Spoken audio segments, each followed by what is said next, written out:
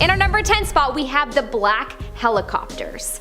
Apparently outside of Area 51, people have spotted black helicopters fly in and out of the area. It is said that this is the home to the government's secret helicopters. Dating all the way back to the 1970s, people have reported seeing these black helicopters. There were rumors that they were to do with cattle mutilation, toxic chemical releases over neighborhoods. But most people seem to believe that those are just stories to cover up what they're really doing, flying the reptilian leaders in and out. Let's be real. In our number 9 spot, we have studying the spacecraft. There have been a few whistleblowers that have worked at Area 51, and these people have stated that the engineers that are working in the testing area are actually reverse engineering alien spaceships. We can assume they are doing this to figure out how the aliens made these shapes and how they fly so fast. Man, that's so trippy. As far back as the 1950s, people have reported seeing unidentified flying objects at the Southern Nevada military base. One of the whistleblowers, named Bob Lazar, has spoken out about this, and apparently while working in Area 51, he saw flying saucers that were powered by an element called 115. And that was years before that element was recorded as found by humans. Imagine working on an alien spaceship and coming across a whole new metal that's not from this planet. And I'm sure they've discovered things that I wouldn't even be able to dream about in my wildest dreams. In our number 8 spot, we have aliens. Okay, so there is no photographic evidence for this claim, but there have been whistleblowers that have said this to be true. Honestly though, anyone else thinking what I'm thinking? Are the aliens being held hostage? Or are we being held hostage? Let's be real. Most likely they're controlling us, or the aliens are being held hostage by the reptile people that are already here and running mankind. That's it. I'm out. Apparently though, Bob Lazar has said that he walked down a hallway at S4 in Area 51 and he saw a small, gray extraterrestrial between two men in lab coats through a small window. Apparently he was told by a guard to stop looking and, move along. There have been other sightings of gray creatures in other secret military bases, such as the one in Dulce, New Mexico, in 1979 by a man by the name of Philip Schneider. So, I believe that Bob is telling the truth. What do you think? Let me know in the comment section below. In our number 7 spot, we have weather control. I've heard about this for quite some time, and I truly feel like if there's something that I could fully get on board with and believe right away, it's the idea that the government controls the weather. Hear me out. First off, being able to do that would be extremely valuable, and honestly, it could make you potentially threatening to your competitors. Don't mess with me, otherwise I will make sure it rains on your country for a full month and all of your crops will suffer. Watch, wars in the future will just be governments messing with each other's weather.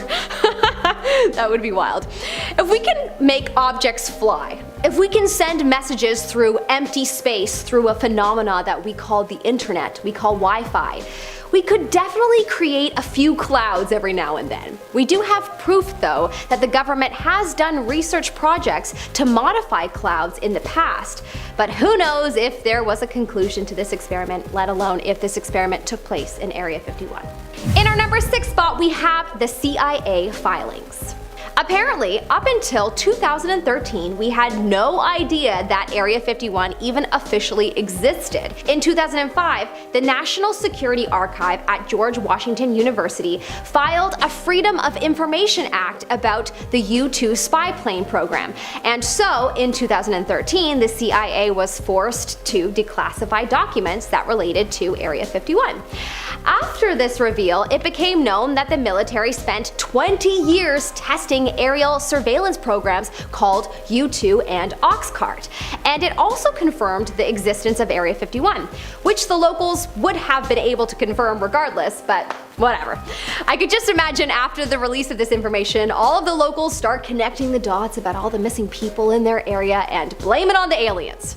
I would love to speak to some of the locals and see what they actually think and say. That would be fascinating. Anyways, they kept Area 51 a secret for so long that there must be a number of darker secrets within it that we don't know about.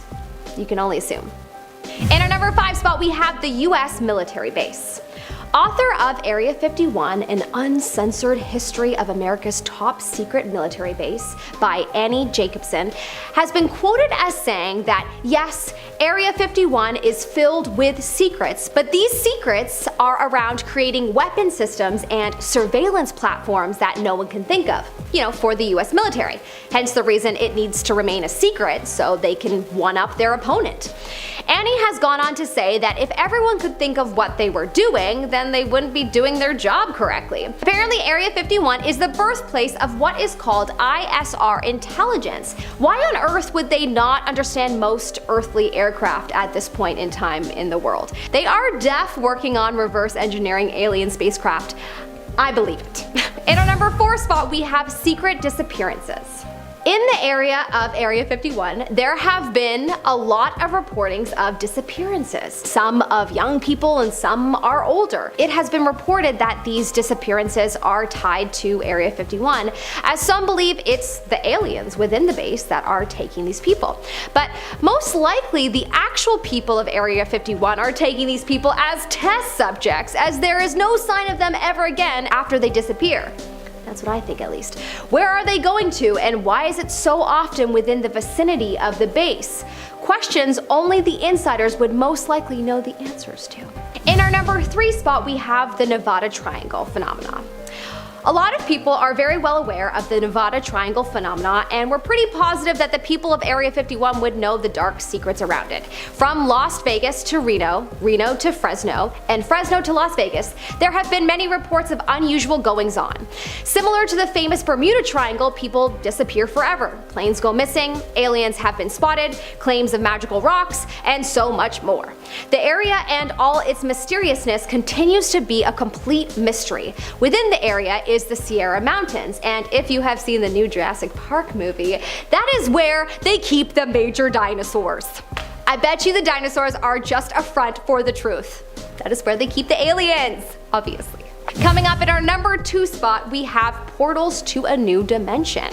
Along with the home base for the reptilian race, people believe that Area 51 actually holds the portal to another dimension, which honestly isn't too far-fetched when you hear about the reportings of the people that have gone near the area in the Sierra Mountains and have disappeared, only to have been teleported to a new area. Yep, these are real reportings from seemingly coherent people. The people inside the Area 51 base would know about this, and if strange things like this are happening in this area, then I bet you that it is not a coincidence that there's a secret government base right smack in the middle of it. Coincidence? I think not, sir. In our number 1 spot today, we have time travel. Along with the portal to another dimension theory, there is also a theory that the people of Area 51 are hiding a time travel machine. That's right. We know that scientists in testing facilities around the world have been playing with speeds that are too fast to imagine. So it is possible that something has been invented to travel time. A lot of people say, yes, this is probably possible, especially with the rise of people claiming that they have time traveled from the future.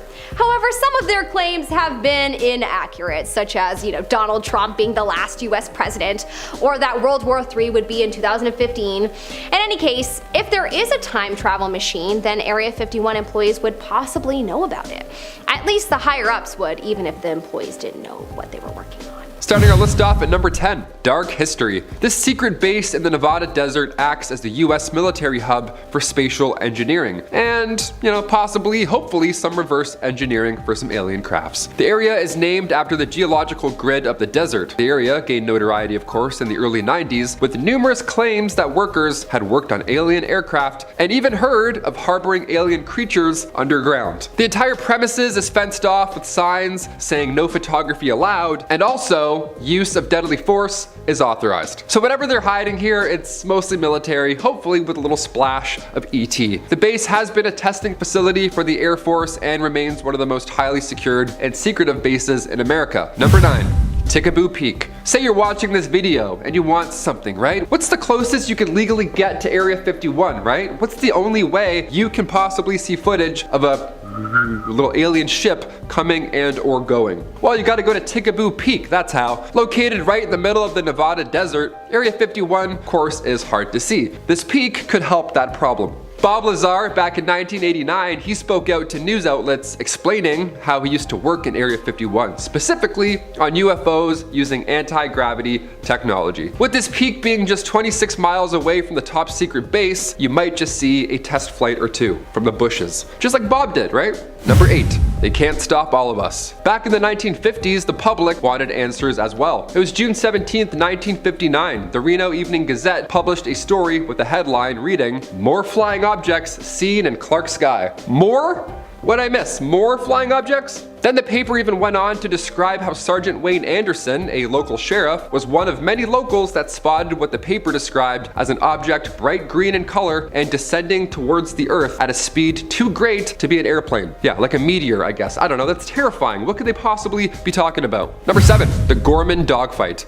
This one is a classic. A lot of people believe this encounter. This encounter lasted a whopping 27 minutes in the air. A dogfight happened between a veteran World War II fighter pilot named George F. Gorman and a UFO. It was him versus a white orb, and they were both at an extremely high altitude above Fargo, North Dakota. Gorman told a local newspaper following the 1948 event, "The experienced pilot said, and I quote, 'If anyone else had reported such a thing, I would have thought they were crazy.'" Captain Ruppelt operated Project Blue Book, a series of studies conducted by the US Air Force between 1947 and 1969, and there's reports of the same dogfight from the ground as well. So yes, there are multiple eyewitnesses for this one. Number 6, Project Aquatone. So we think about aircraft evolution over the last, say, 100 years. Well, back in 1955, Area 51 was selected by the CIA as a testing site for the Lockheed U-2. And if you've seen Top Gun Maverick lately, good on you, great film, 10 out of 10. But if you've seen it, this will tickle your fancy. The Lockheed U-2 was this high altitude aircraft. It was the top of the line technology, and tests were originally conducted over the codename Project Aquatone. Now on June 25th, 2013, the CIA approved the release of declassified documents that details, for the first time officially, the history of the U-2 and Oxcart programs in response to a Freedom of Information Act request, just like we're seeing right now with these, UFO videos online. The release of those documents marked the first time that the US government actually acknowledged the existence of Area 51. And since then, we've been waiting around for another big announcement or something. Number 5,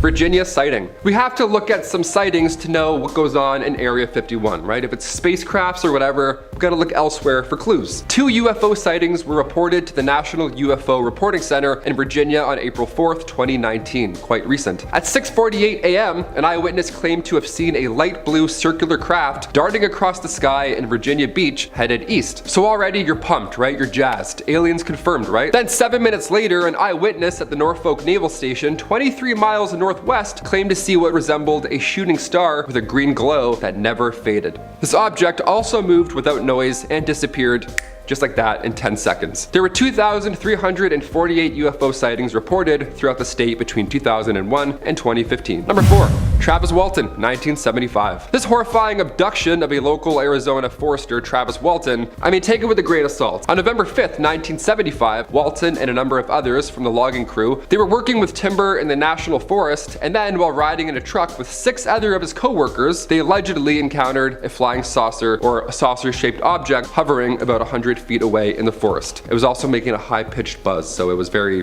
something was going on. Walton exited the truck and ran over curious, and then a beam of light appeared from the craft and blasted him unconscious. The other 6 men were terrified and they drove away before returning moments later in panic to a now vanished Travis. Walton claims that he woke up in a hospital room observed by 3 short, bald creatures, aliens. He fought with them until a more human-looking figure led them to another room where he then blacked out again. Walton claimed he remembers nothing else till he found himself awake yet again alongside a highway 5 days later, naked, clueless of what had just happened. Number 3, Rendlesham Forest, 1980. It was Boxing Day, 1980. The forest lies between the military bases of Bentwaters and Woodbridge. Now at 3 a.m., 2 military personnel, John Burroughs and Jim Peniston, they both respond to bright lights in the forest. The radios also stopped working, which is not helpful at all in this case. There was a static feeling in the air as well, and an odd silence. Now the closer the men got, the more they realized it wasn't one of theirs. Peniston was drawn in and he actually touched the craft. It instantly electrocuted him and apparently downloaded him with odd symbols and star maps into his brain before the craft eventually blasted off again. 24 hours later, the craft returned and Deputy Commander Charles Halt is now witness in the exact same spot. Only this time, there are now 3 large landing holes in the grass. Years later, Burroughs and Peniston still ask each other and the British government for their medical records from that night because they never received them. Almost 32 years later and still, they've never received anything. Number 2. O'Hare Airport. The O'Hare Airport incident happened at approximately 4:15 p.m. in broad daylight on November 7th, 2006. The airport received this report that a group of 12 airport employees were all witnessing the same thing. They were all witnessing a metallic saucer-shaped craft hovering still over gate C-17. It was just waiting there for something. The object was spotted by a ramp employee at first, and then it was witnessed by pilots, and then airline management, and then numerous mechanics simultaneously. Air traffic controllers didn't even see the object on radar either. That's the scary part. But in person, sat a completely silent, 7-meter wide, dark gray saucer. Several witnesses outside of the airport also saw the object, calling local police and reporting it, of course, because they were terrified. Numerous phone-ins described a disc or a craft hovering above the airport as well for minutes without moving. So everybody saw this, not just airport officials. According to another witness, the object then shot straight up through the clouds at a high speed, leaving just a clear blue hole in the clouds. Number 1. Zimbabwe sighting. In 1996, a mass sighting was witnessed by an entire school in broad daylight in Zimbabwe. Yeah, more than 150 students and staff were all present at this point. There have been tons of documentaries surrounding this exact case. Face-to-face, arm's length with a craft, and also alien beings. Yeah, this is a whole cosmic visit apparently. The children, who are now mostly in their 30s and or 40s, are still convinced. They still stand by what they saw. More than 100 students can still remember what they claim to be telepathic warning from the creatures surrounding our use of technology and the hazards that it has on our planet. So that's cool. Director and writer James Fox documents this infamous interaction in his 2020 documentary, The Phenomenon. Area 51 could be housing UAPs or parts left over from interactions like this one in Zimbabwe back in 1996. Who knows? So we're going to start off with Storm Area 51 and the man who went missing during this storm. Not sure what to call this situation. Wasn't really an attack. I guess like a bombardment. Anyway, I remember being pretty entertained that a group of weirdos decided to band together to do this. Some were doing it ironically, some fully believed they were going to make history, and I'm willing to bet some people had no idea why they were there. Not a lot ended up happening though. This is a heavily guarded, top secret military base, so I think you'd be crazy to think they would have gotten very far. Though a few arrests were made, including a 60-year-old woman. But one man actually went missing. The man's name has never been released to the public, but he had last been seen near the entrance of Area 51. He didn't go missing for long though. He was found and faced a trespassing fine. A little anticlimactic, but unless it wasn't really him. And they simply replaced him with an identical clone. Oh yeah. We found Zach. He has to pay a little fine. Just make sure he doesn't do this again, alright? Meanwhile, the real Zach is trapped in a pod somewhere being experimented on in Area 51.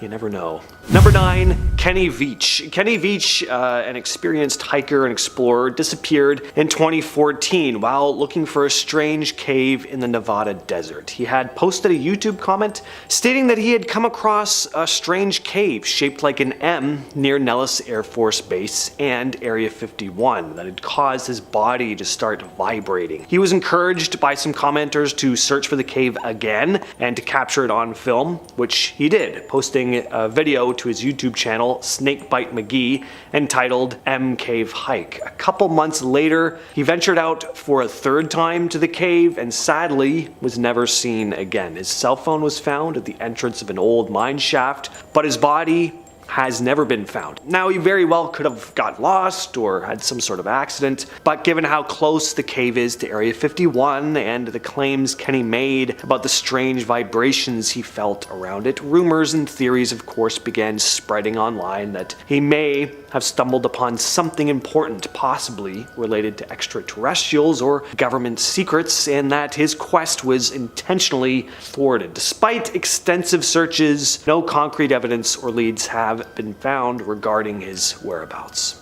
Next on the list we have Jerry Freeman. Now, although this guy didn't go missing, he did trek quite close to the forbidden military base, and according to him, he was actually within the restricted area. Although the exact borders of Area 51 are sometimes a bit unclear. Jerry Freeman, an archaeologist, decided in 1997 that he was going to embark on this 7-day trek into the highly restricted Nevada test site. He wasn't going because he wanted to try and learn the secrets of Area 51. He was actually going in order to trace the trail of the lost 49ers, a group of pioneers who had traversed the area in 1849, many of which ended up losing their lives. He was in search of an inscription made by one of the pioneers, which was believed to be in NYE Canyon on the Nellis Air Force Base, which is of course completely off limits. Freeman had quite the adventure. He spent his time avoiding security, sleeping with nothing but a blanket and the clothes on his back. He traveled very light, and by the end of his trek, he almost completely ran out of water. He never found what he was looking for, but he did claim to have seen Area 51. Freeman had climbed a ridge above the canyon looking down on Papu's dry lake, which is just south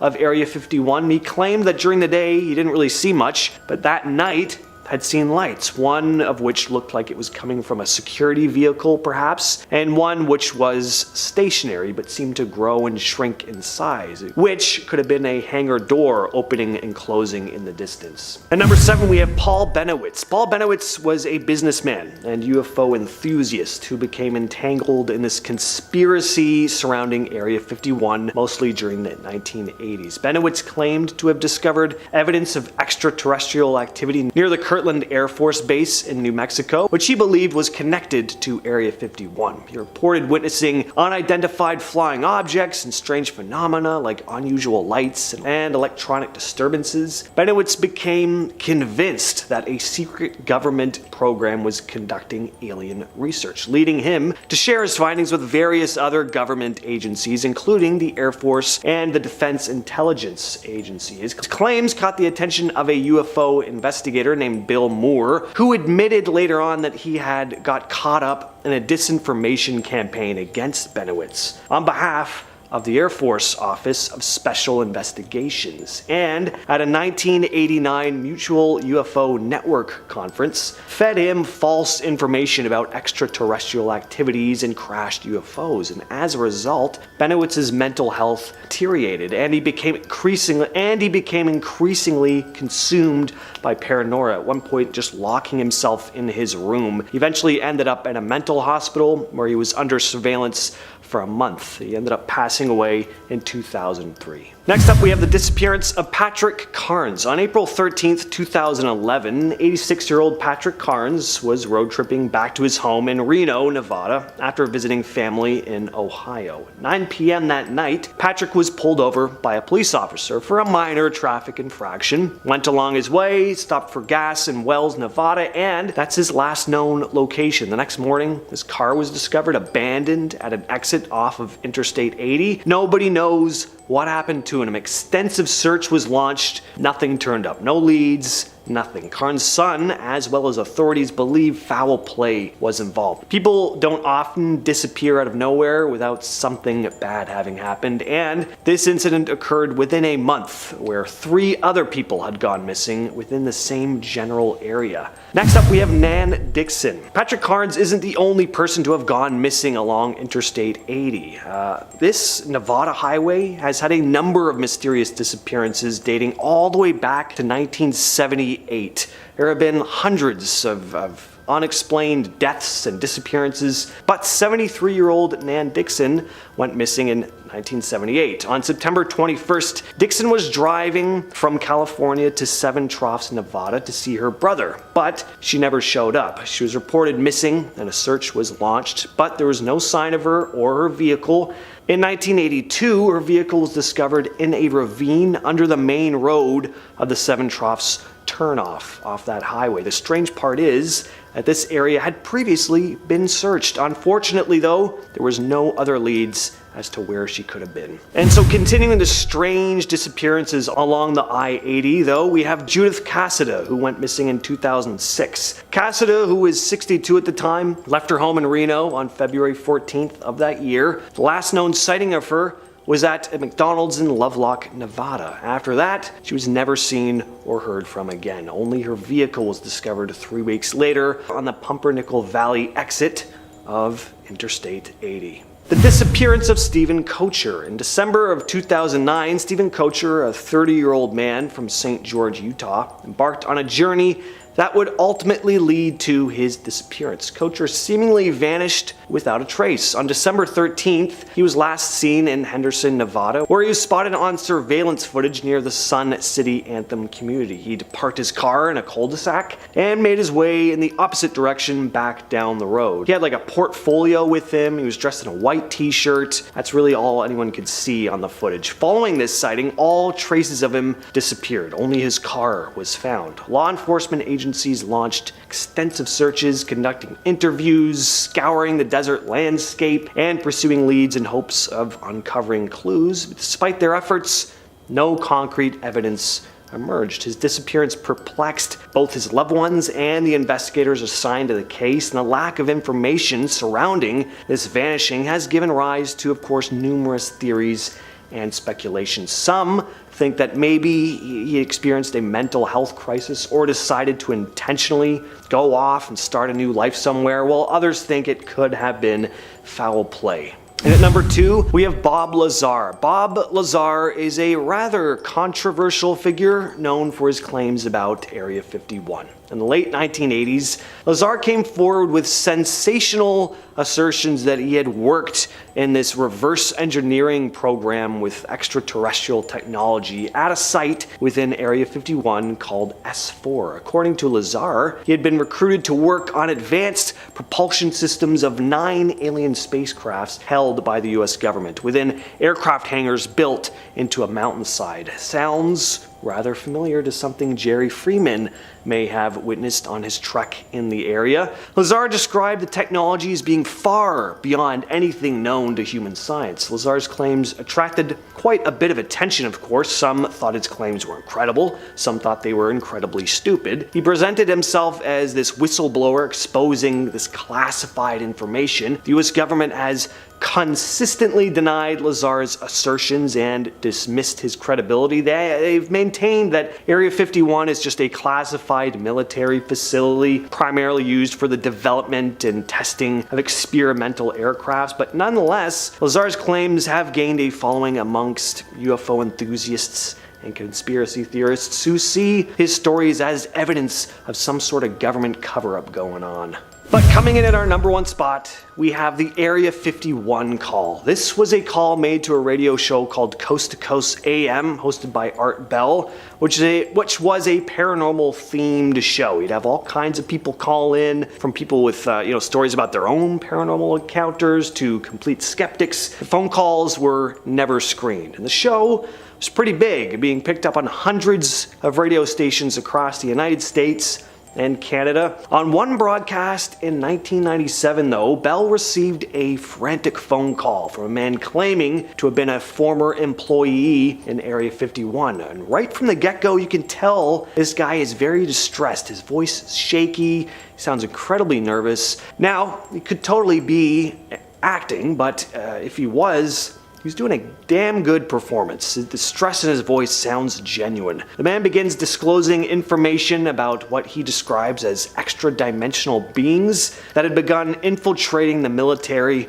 and the government. He was trying to get as much information out as possible, claiming, quote, "They'll triangulate on this position really, really soon." The conversation didn't last long before the transmission was completely cut. Till this day, the identity of that man has never been revealed. At number 10 is the propulsion system. It's been quite the astonishing turn of events when you consider Bob Lazar's claims about UFOs in Area 51. Now, for those of you who might not be familiar with the story, Bob Lazar came forward with some rather extraordinary assertions back in the late 1980s, claiming that he worked at a secret facility near Area 51 called S4, where he was said to reverse engineer extraterrestrial spacecraft. And one of his most intriguing claims was about the way these saucers operated. Fast forward to today, and we've got this remarkable video video footage from Commander David Fravor released by the Pentagon showcasing a UFO doing exactly what Bob Lazar described decades ago, rotating at high speed with sharp angular turns, flying belly first. According to Bob Lazar, that's thanks to the gravity amplifiers along the underside of the ship that Bob had described centuries ago, as opposed to the classic rendition of a saucer flying parallel to the ground as we'd see in sci-fi. While Bob and the gimbal video both showed us that while it does have the capacity to fly like a frisbee, it can conjure what's essentially a powerful gravity vortex underneath the craft to pull it at extremely high velocity. Like, if you were inside one of these bad boys at speed, it would feel like you're falling downwards, nearing Mach something. It's one of those moments that makes you question just how much we might not know about the universe and what's happening in the shadows of government secrecy. The convergence of Lazar's claims and the actual evidence is undeniably mind-boggling. If you're enjoying this video so far, you can support the channel by pressing like, subscribing to the most amazing, and ringing that notification bell. At number 9 is Element 115. The revelations about Element 115, which Lazar insisted was the key to alien propulsion technology, eventually found their place in the scientific lexicon. See, back in the late 1980s, Lazar made waves by asserting that Element 115, or what he called unpentium, was the fuel source for extraterrestrial UFOs he alleged to have worked on at Area 51. Skeptics scoffed as Element 115 wasn't officially recognized at this time. Fast forward to today, and we've synthesized Element 115, now known as moscovium, in a lab setting. But here's the twist. Our most stable isotopes of moscovium have a fleeting existence lasting mere milliseconds. Yet Lazar continues to claim the existence of a stable isotope that powers these otherworldly craft. It's a tantalizing mystery that leaves us pondering the potential secrets lurking within the cosmos and deep within the confines of Area 51. At number 8 is the FBI raid. Back in 1989, during a live interview with George Knapp, Lazar made headlines by disclosing his work at the mysterious Area 51 Section S4, reverse engineering these extraterrestrial craft. He even claimed to have stolen a piece of Element 115, which purportedly powered these spaceships. Now fast forward to 2019, when United Nuclear Scientific, Lazar's scientific supply company, was raided by the FBI. Conspiracy theorists believe that the feds sought his supposed Element 115 samples. Now there are some government-released documents that paint a different picture,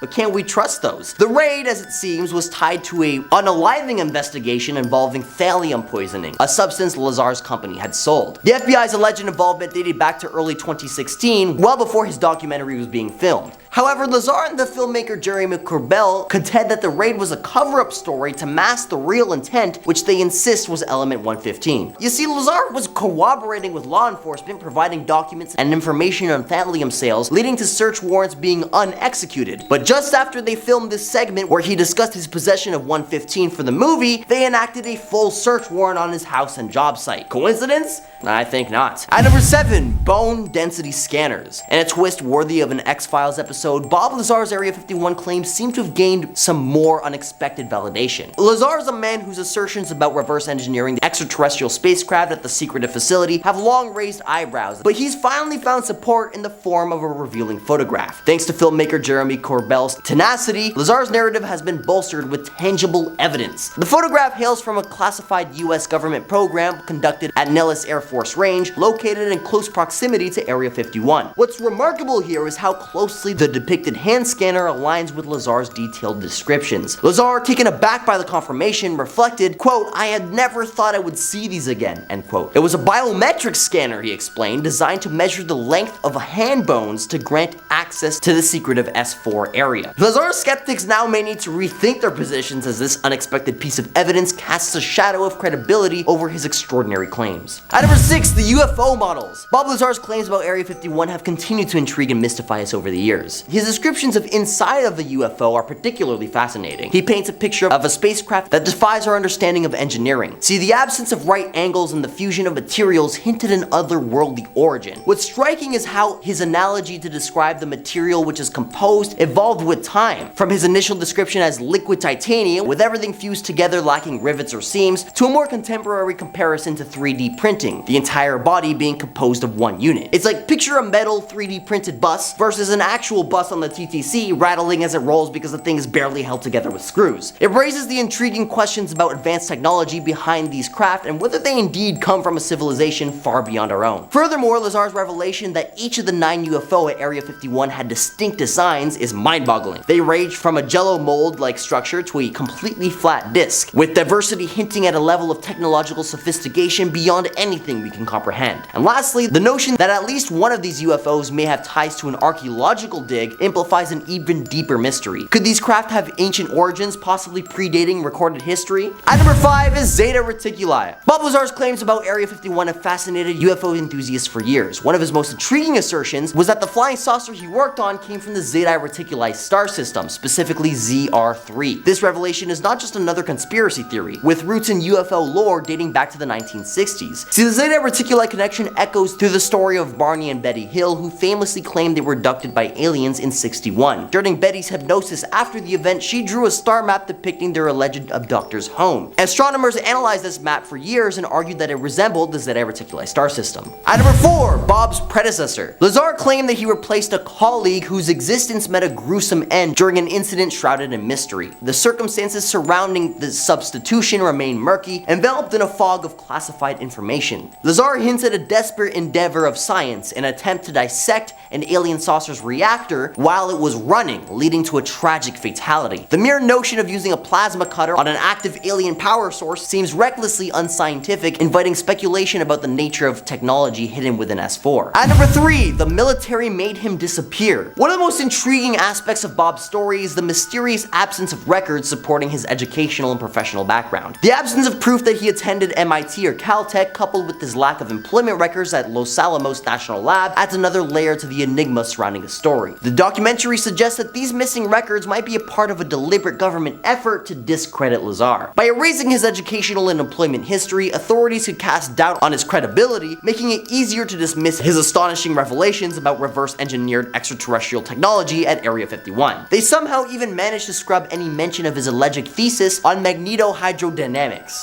While the missing birth certificate may seem like another element of this conspiracy, it's essential to scrutinize the available evidence and weigh it against Lazar's claims and arrive at a balanced perspective on this perplexing Area 51 mystery. At number 2, the Tic Tac. Remember the Tic Tac encounter back in 2004? Black Aces commander Dave Fravor thought it couldn't be any type of earthly origin, hinting at anti-gravity technology. Interestingly, when Lazar saw the footage, it matched his description of one of the 9 craft in the hangar at S4. Former Pentagon intelligence officer Lou Ezinaldo revealed the military secret study aimed to decipher the physics of these UFOs, suggesting that they rely on exotic metamaterials, echoing Lazar's claims. So what was once ridiculed as conspiracy is now a tantalizing mystery that even the Pentagon can't ignore. We're living in a world where truth is stranger than fiction. And at number 1, how did they even get here? If manipulating gravity with negative matter wasn't wacko enough, according to Bob, who allegedly got all evidence of his degrees scrubbed by the government, he delved into the idea of manipulating the permittivity and permeability of free space to tinker with the speed of light. Yeah, this might sound like science fiction, but it's not. See, recent developments in metamaterials and photonic engineering have shown that we can indeed manipulate these properties at certain frequencies. This revelation potentially opens doors to rethinking our understanding of relativity. Lazar's notion that relativity could emerge from the depths of quantum mechanics is a concept that tickles the mind of physicists. Could light itself be the architect of space-time bridges between distant points in the universe? It's a tantalizing thought. And while we're not zipping across the cosmos yet, Lazar's claims are no longer brushed aside as pure fantasy, leaving us to ponder the mysteries of what we thought possible. As we navigate the mysterious world of conspiracy theories and government secrecy, it's essential to approach such claims with a discerning eye and open mind. While elements of Bob's story have been validated, others remain shrouded in mystery, reminding us that the quest for truth is a complex and ongoing journey. Toxic chemicals were openly burned in Area 51, and workers say it left them with serious diseases, while the government tried to keep everything covered up.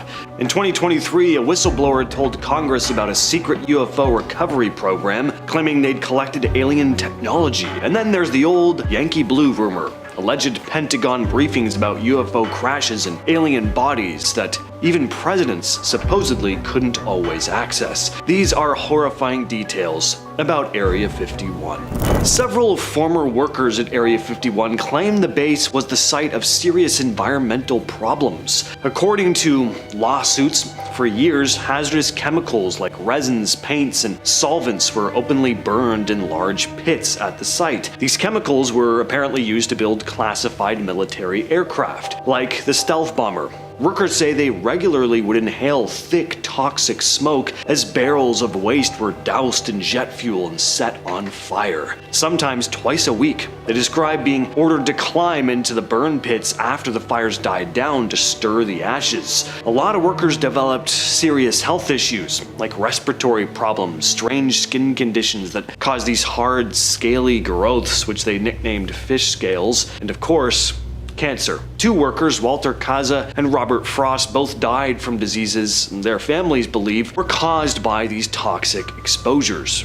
Biopsies of Frost's body showed there were high levels of industrial chemicals. When the workers and their families demanded answers, though, the US government refused to release any information. President Bill Clinton personally signed an order keeping the details classified, calling it a matter of national security. Even when the Environmental Protection Agency finally inspected the base, the results were kept secret. The government's official stance is that nothing illegal happened, because officially, nothing happens at Area 51.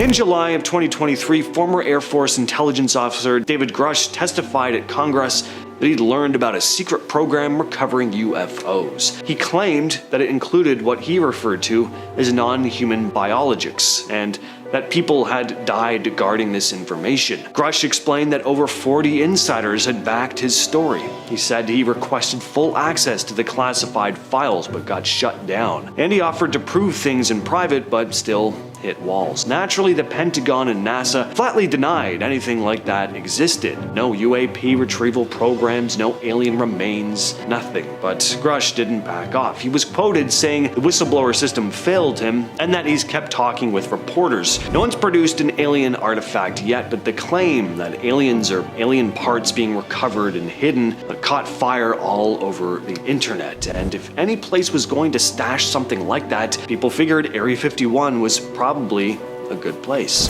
Yankee Blue was the name floating around in UFO circles, tied to a rumor about secret Pentagon briefings on recovered alien crafts. According to stories that surfaced in the 80s and 90s, a small group of insiders supposedly held these Yankee Blue meetings to get top-level briefings on UFO crashes, alien bodies, and what was really going on at places like Area 51. People like John Lear, Bill Cooper, and other big names in the UFO community passed these stories around, saying Yankee Blue was the go-to phrase for these alien crash retrieval programs. There was never hard proof, just a lot of word of mouth passed between UFO researchers, retired military guys, and some anonymous sources, but the idea stuck. They said these briefings talked about reverse engineering spacecraft and that bits and pieces of wreckage, possibly even biological material, had been stored at secure sites like Area 51. Some versions of the story claimed that even presidents only got access to these briefings if they had the right clearance, which supposedly wasn't automatic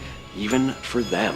During the Cold War, Area 51 was used for weird weapons tests. In the late 50s and early 60s, the US military ran EMP, electromagnetic pulse experiments, near Groom Lake. They were small scale but powerful enough to knock out electronics from a distance. They were trying to figure out how to disable enemy aircraft or missiles without having to shoot them down. Locals sometimes saw these bright flashes in the sky or glowing objects zipping around the test areas, and it didn't take long for UFO sightings to pour in. People had no clue about EMP testing, and some of the lights matched classic UFO descriptions. Sudden movements, weird hovering, and moments where car engines or radios would briefly cut out. It's the kind of thing that if you didn't know what was being tested, would look exactly like some kind of alien technology. There are declassified records now that confirm these EMP experiments happened and that they caused interference with nearby equipment. Some even think the military leaned into the UFO stories on purpose to keep attention off of their real work. In the 80s, the government ran Project 57 near Area 51 to study what would happen if a bomber carrying a nuclear weapon crashed and spread plutonium. They simulated a crash involving real plutonium to see how far radioactive contamination would spread across the desert. The test involved detonating detonating explosives to scatter plutonium particles over the ground. This left serious radioactive contamination in an area called Area 13, right next to the Area 51 test range. Even decades later, the site is off limits, fenced off with warning signs. Cleanup crews found plutonium had spread farther than expected, so some contaminated soil had to be dug up and buried deep in special waste sites. People involved in the project later said it was one of the most dangerous things done at the site. On January 5, 1967, a CIA A-12 spy plane crashed near Area 51 after running out of fuel. The pilot, Walter Ray, had to eject, but his parachute didn't fully deploy, and he was killed on impact. The A-12 was a top-secret aircraft. It was so classified that even Ray's widow wasn't told what kind of plane he'd be flying. She was simply told he was on a routine mission. The wreckage scattered across the Nevada desert, and the CIA rushed to recover every piece before the public could find it. They even used cover stories, saying it was just a conventional jet to keep the A-12's existence hidden. Walter Ray was buried in the desert near the crash site with no public ceremony. The whole thing stayed secret for years. It wasn't until decades later that the full story came out, when the CIA finally declassified details about the A-12 program. Ray's name now appears on the CIA's memorial wall.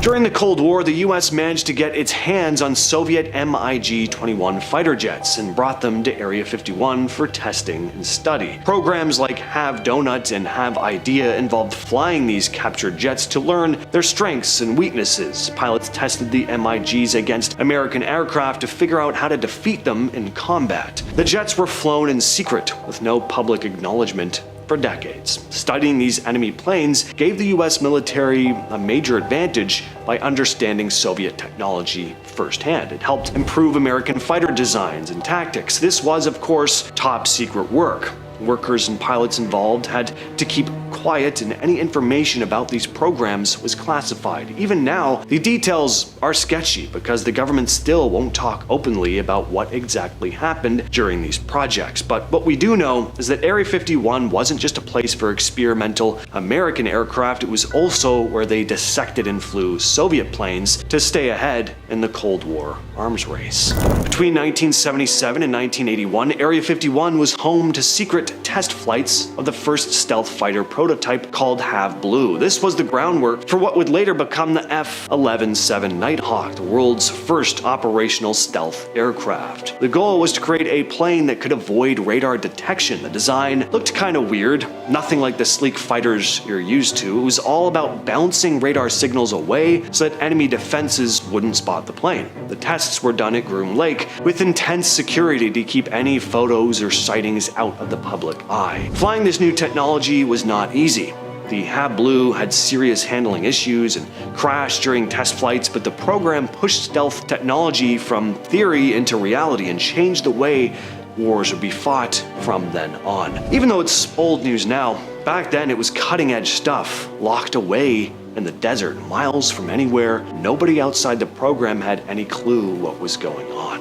During the Cold War, the US government supposedly ran a campaign to confuse the public and hide new military aircraft programs. They did this by planting fake UFO stories and even photos near places like Area 51. The idea was simple: get people chasing aliens and UFOs instead of the secret planes the military was building. For example, the F-11-7 stealth fighter we just talked about was being developed, and its usual shape was so strange that if people had seen it, they'd probably think it was something alien. So Pentagon officials encouraged UFO sightings and rumors to throw people off. These disinformation tactics worked. UFO stories exploded in the 50s and 60s, and most people didn't realize that many of these sightings were actually secret test flights of advanced aircraft. By focusing everyone's attention on flying saucers, the military bought itself time to develop new technology without interference or leaks. At least that's what some say. I don't know. Maybe this is just wishful thinking on my part, but I think there's still a very good chance there really is extraterrestrial research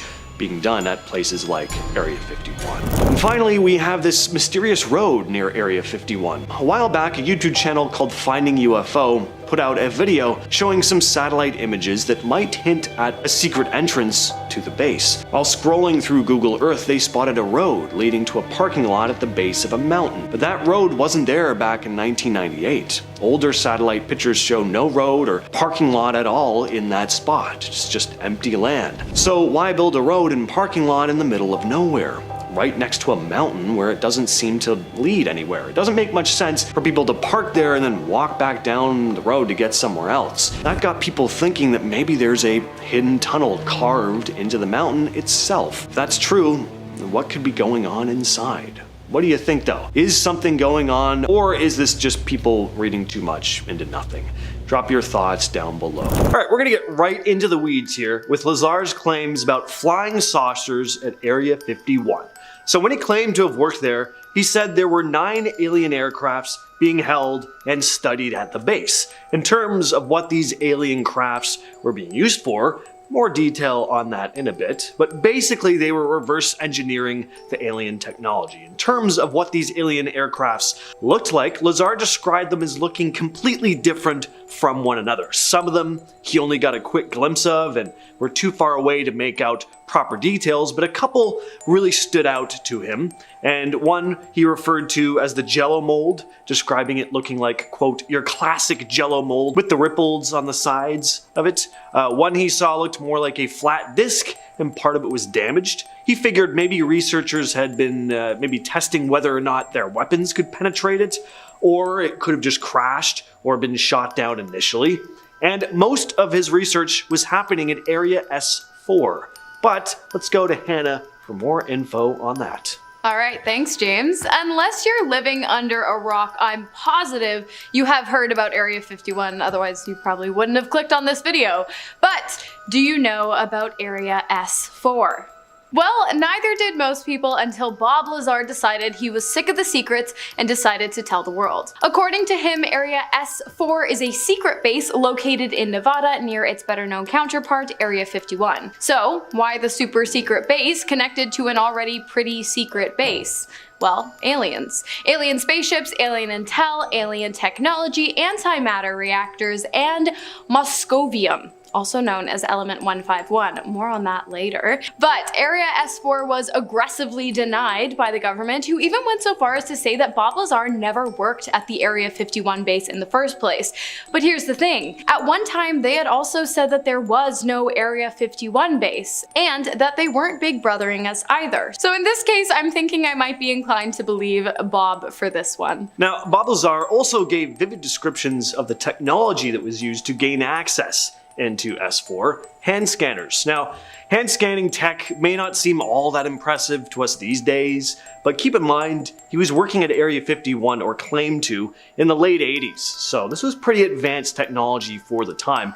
If this is true, you can only imagine some of the futuristic tech they could have over there now. According to Bob Lazar, the security system at the S4 facility involved a unique and advanced hand scanning process. When you'd come up to secure areas, you'd be required to undergo a biometric scan using a hand scanning device. Lazar described this device as a very sophisticated piece of tech that scanned the unique patterns and features of the hand to grant access. He'd place his hand on a scanning surface, and the device would analyze all the specific contours and lines on the hand.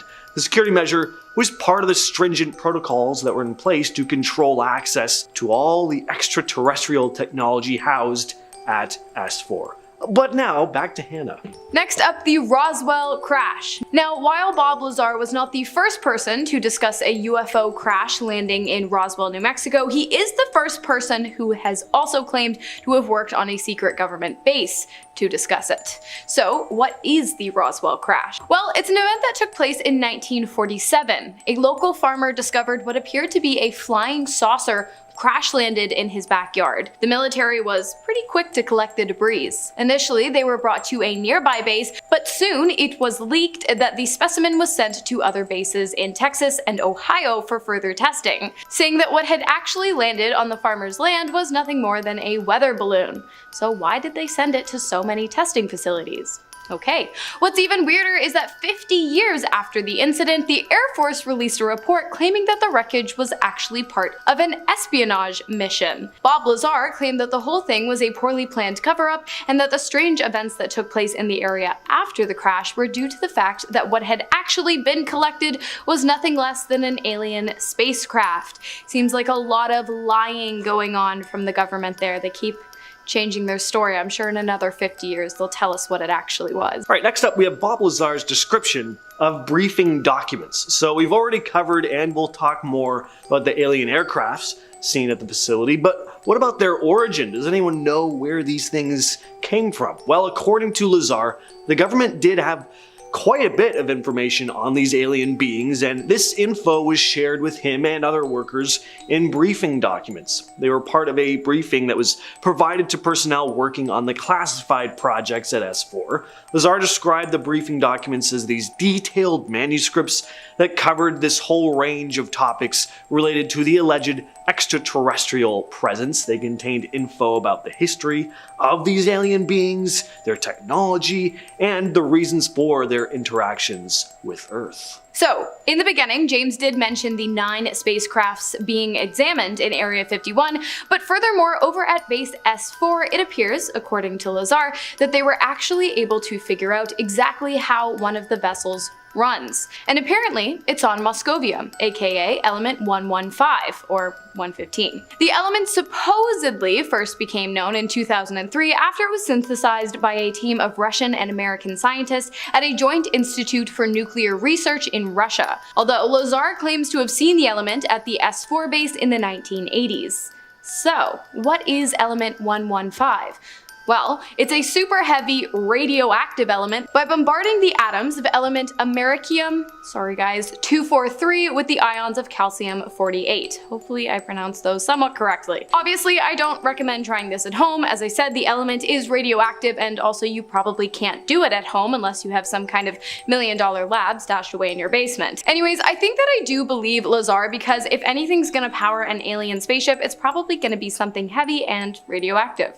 Back to you, James. Now, aside from all the alien technology stuff and the inner workings of Area 51, there's another interesting story Bob Lazar has shared about his time working at the base, and that's that his phone needed to be tapped. The higher-ups needed to be able to listen in on Lazar's phone to help make sure he wasn't sharing any sensitive information over the phone, but also to help get a sense of his home life. Lazar wasn't allowed to share any info with anyone, of course, including his wife.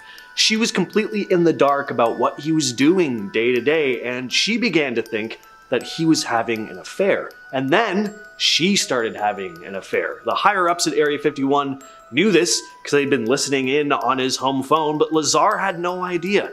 One day he came into work but was stopped from coming in.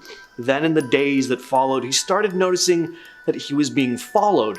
He found out after the fact that they wanted to make sure Lazar wasn't going off the deep end due to marital problems, and that he'd be stable enough to continue his work at the base. So, Lazar saw the base, and he saw the spacecraft, and he saw what powers it. And then, apparently, he saw military personnel reverse engineer it. Honestly, I don't know why they don't just release this information publicly. I mean, the Pentagon released a bunch of UFO footage, and we're supposed to believe that the best they can do is capture it on video? Like, isn't the United States supposed to have the most powerful military in the world or something? I'm just saying, it might make them look better and smarter and more capable if they just said, yeah, we found a spaceship and it's ours now. But I guess you guys aren't here to listen to me rant about the pointlessness of gatekeeping UFOs. So, Lazar claims that by dissecting one of the vessels on Base S4, the government was able to figure out how to build one themselves. Not only that, but he was actually one of the engineers who helped them do it. He also claims that the team used anti-gravity and antimatter technology while crafting the ship, and he had a front row seat to its initial launch. Thank you, Hannah, and now I'm going to talk more about that launch. So because they knew how these vessels ran, the logical next step was to try taking one for a spin. Lazar described being called out to observe an aerial test of the spacecraft that he'd been helping to work on, and personnel were communicating with someone in the craft who is going to be piloting it. He described the craft as being very quiet, almost completely silent. On initial takeoff, it emitted a blue glowing discharge, making kind of a hissing sound, but once in the air, it's just hovered silently. Then the craft did some simple maneuvers, moving around left to right in the air, before lightly landing back on the ground. Lazar was also told that because traffic in the surrounding area was apparently lowest on Wednesdays, that's when the more impressive flight tests took place. This is where they'd actually take the craft out and fly it higher over the test site and do more impressive maneuvers with it. So, if Bob Lazar's claims turn out to be true, which they probably will, he will become one of the biggest United States whistleblowers to date, much like Edward Snowden, who revealed the magnitude of government surveillance back in May of 2013. But now that the UFO cat seems to be out of the bag, Lazar has begun to fear for his life. In an interview with 8 News Now, Lazar revealed that the only reason he chose to speak with the news channel was because he believed the government was after him, and he felt that he needed to be in the public eye to ensure his safety. This is the same reason that he claims to have produced his 2018 documentary Bob Lazar, Area 51 and Flying Saucers.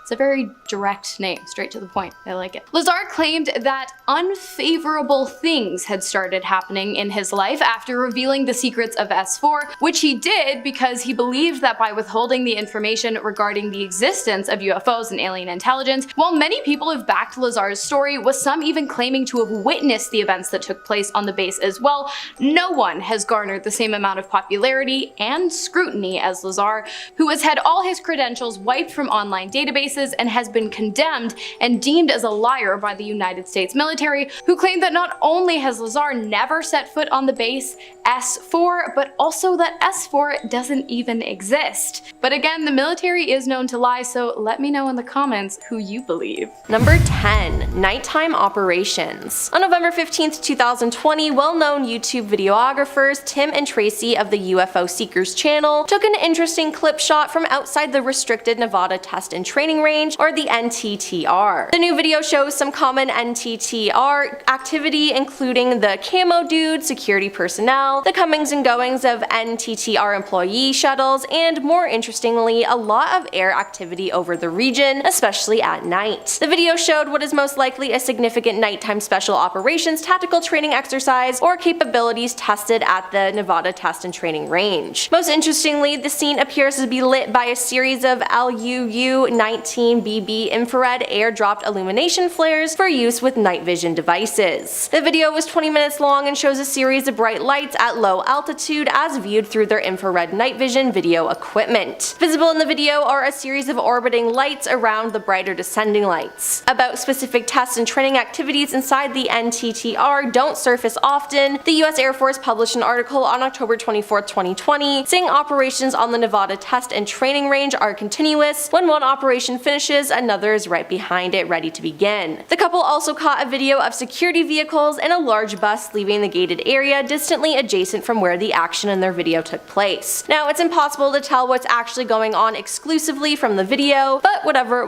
it was big and it looked interesting. Alright, so this next photo is of Jerry Freeman taken on a forbidden trip back in 1997. And his head here is supposedly covering the area where the secret S4 hangars are, according to the legendary Bob Lazar. So, this guy had quite the adventure close to the forbidden military base, and according to him, he was actually within the restricted area at points, but the exact borders of Area 51 aren't really shared with the public. So, what's the story with this guy? Jerry Freeman, an archaeologist, decided in 1997 that he was going to embark on a 7-day trek into the highly restricted Nevada test site. The funny thing is about this case though, is that he really had no interest in what most of us would want to see behind the Area 51 curtain. He was just interested in tracing back the trail of the lost 49ers pioneers who had traversed the area in 1849. He was in search of an inscription made by one of the pioneers, which was believed to be a Nye Canyon above Papoose Lake on the Nellis Air Force Base, totally off limits. Freeman spent days avoiding security. He slept with nothing but a blanket and the clothes on his back. He traveled very light, too light. He was running out of water by the end. And the funny thing is that after this dangerous trek, people were asking him like, so did you see Area 51? What's in there? Where are the UFOs, man? And again, just had no interest in that side of it. So he was like, I think at one point I might have seen Area 51. He'd like climbed on a ridge above Nye Canyon looking down on Papoose Dry Lake, which is just south of Area 51. And he was like, yeah, during the day I didn't see much, but one night I saw some lights. One looked like it was coming from a security vehicle. One was kind of stationary, but it seemed to grow and like shrink in size. Could have been a hangar door opening and closing. I don't know, it's an interesting kind of case. Number 8. Codename Hood. A book by Los Angeles Times journalist Annie Jacobson, Area 51, an uncensored history of America's top secret military base, Little Brown, tells a story of the famous site that has spurred tales and rumors of intrigue and cover-ups. Annie dove through thousands of recently declassified documents to reveal what happened in the 1940s, 50s, and 60s at the government-restricted area near Groom Lake, Nevada. In the book there were some photos, and for this one, Annie said, the black device attached to this balloon in Area 9 of the Nevada test site is a 74 kiloton atomic bomb codenamed Hood, the largest atmospheric nuclear weapon ever exploded in the United States. Standing on a ladder minutes before this photograph was taken on July 5th, 1957, Al O'Donnell put the final touches on the bomb firing system. Area 51 is over the hill to the right of the device, and on the next page and photo and row a column of radioactive smoke rises from the Hood bomb. To the right of the mushroom stem, the landscape can be seen on fire. Approximately 1 hour after the bomb went off, security guard Richard Migas drove through Ground Zero to set up a guard post at the Area 51 guard gate directly over the burning hills. Next up we have the Boyd Bushman photos. So Boyd Bushman is no longer with us, but he took with him to his grave many tales of the extraterrestrial friends he met as a Lockheed Martin engineer working within Area 51. At least that's what he claimed. In 2007, Bushman was filmed in a video talking with independent aerospace engineer Mark Q. Patterson about his experiences in the restricted area, claiming to have met several aliens, some of whom were hundreds of years old apparently and hailed from planet Quintumnia. Even said some of these Quintumians were employees of Area 51. Held up a bunch of photographs. The video became relatively big, but I gotta say, call me crazy, these pictures look not great. That alien looks like it's from Spirit Halloween. Nothing against Spirit Halloween. I go every Halloween, but not the most convincing. I think Boyd knew he was on the outs. He died not long after this interview, and I think he wanted to go with a little bit of a prank. Can't blame him. In fact, I respect him for it. Number 6. Gabe Zeffman. Gabe Zeffman, a private pilot and amateur photographer, spent Christmas Day 2020 flying his Sinessa 150 plane over Area 51 and snapping just over 1,000 photos. He captured stunning visuals of the Nevada test and training range and Area 51, showing a mysterious triangle shape inside an open hangar. The hangar is just south of the main NTTR complex at Area 51, and the object looks large, although it is unclear. It does appear to be the only hangar that's open as well. In the videos of his flights posted on YouTube, Gabe can be heard getting clearance for his route over the restricted area. Now for this particular flight, he had higher quality photography gear that allowed him to capture better photos. So what's in the hangar? Seems like we may never know. Number 5, the alien interview. So there's actually footage of this one, so yeah, not really photos, but I mean, isn't video better than a silly old still photograph anyway? This footage was shown in a 1997 documentary entitled Area 51, The Alien Interview. And the big selling point here was that you were gonna see real footage of Area 51 employees in the S4 facility communicating with an extraterrestrial on camera. The man behind the film, simply known as Victor, narrates through the footage, claiming to be former Area 51 employee and whistleblower who copied the footage, which was taken in 1989 before setting out to share it with the world. So you don't hear what was actually being said in the video. There's no sound other than the mysterious Victor relaying the information over the footage, but you do see what looks to be your classic gray alien moving around and opening and closing its mouth. I mean, if it was just a puppet, there was definitely some effort put in here, and by that I just mean they tried to make it look like it was moving.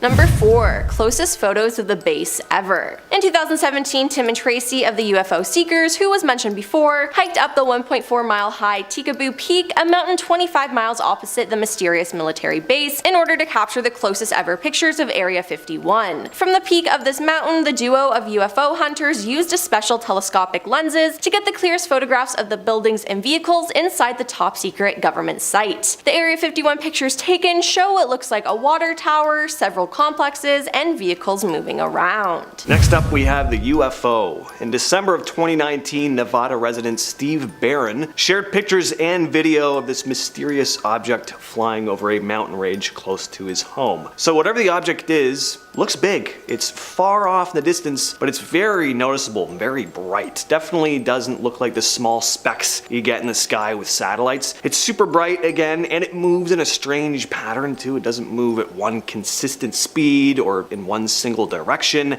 There's a point where it kind of looks like it could be a satellite. It's moving through the sky in more of a traditional pattern, just straight across. But then it stops, starts moving back in the direction it was coming from, and seems to clip along at a good speed too. Like whatever this thing is, it's fast. So I don't know. Could be a drone, I suppose, but you be the judge. Number 2. The aircraft. A passing commercial satellite seemed to have snapped its top secret next generation combat aircraft on the tarmac of Area 51. Tyler Rogaway of the War Zone was reviewing Planet Labs satellite photos of the high profile secret site when he spotted something outside the ordinary. The highly classified United States Air Force Nevada testing facility is usually especially careful. Air operations are timed out during the gaps between Earth observation and surveillance satellite overpasses. But in this photo, on the taxiway leading through a massive new hangar was a strange shadow. It appears to be a translucent tent. Inside is the outline of what appears to be an unknown type of fighter aircraft. Area 51 is always a popular spot when it comes to publicly available satellite imagery, Tyler wrote. When glancing at daily 3-meter resolution images of the base, we noticed the appearance of a roughly delta-shaped blob on the north apron of the large southern hangar. It stayed there between January 26 and 29th, 2022. So what was it? Why did they make this mistake? I don't know. Next up,